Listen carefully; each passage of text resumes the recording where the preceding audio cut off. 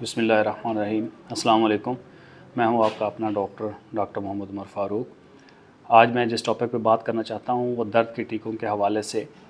दर्द के टीके हमारी आवाम जो है वो बहुत ज़्यादा दर्द की गोलियां, दर्द के टीके बहुत ज़्यादा लगवाती है और हमारे जो फिजिशियंस हैं वो भी इसको बहुत ज़्यादा प्रिस्क्राइब कर रहे हैं। फिजिशियंस भी प्रिस्क्राइब कर रहे हैं, साथ हताई डॉक्टर जो हैं जिनको इस चीज़ के बारे में लाइल्म है वो पेशेंट्स को बहुत ज़्यादा प्रिस्क्राइब कर देते हैं और पेशेंट जो है वो लंबे अरसे के लिए ये दवाई खाता रहता है और जिसका इसके गुर्दों पे बहुत बुरा असर होता है।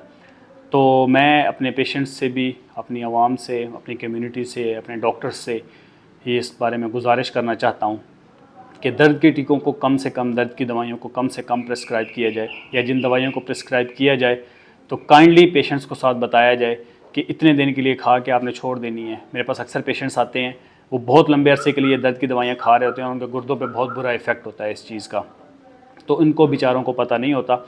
तो मैं आपको ये बात आपसे रिक्वेस्ट कर रहा हूँ, मैं आपसे आवाम से भी ये रिक्वेस्ट कर रहा हूँ कि काइंडली दर्द की दवाइयाँ जो होती हैं वो कोई ज़्यादा फ़ायदेमंद चीज़ें नहीं होती हैं, तो इनकी रोकथाम के लिए आप लोग भी साथ दें, ये दवाइयाँ कम से कम खाया करें ताकि आपके गुर्दे फेल होने से बच जाएँ।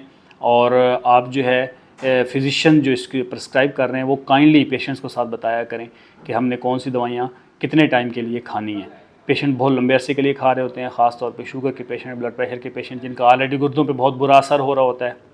दर्द की दवाइयाँ जो हैं वो उस पर जल्दी पे तेल छिड़क देती हैं। तो काइंडली ये मेरी आपसे रिक्वेस्ट है कि दर्द की दवाइयों को कम से कम किया जाए। बहुत शुक्रिया।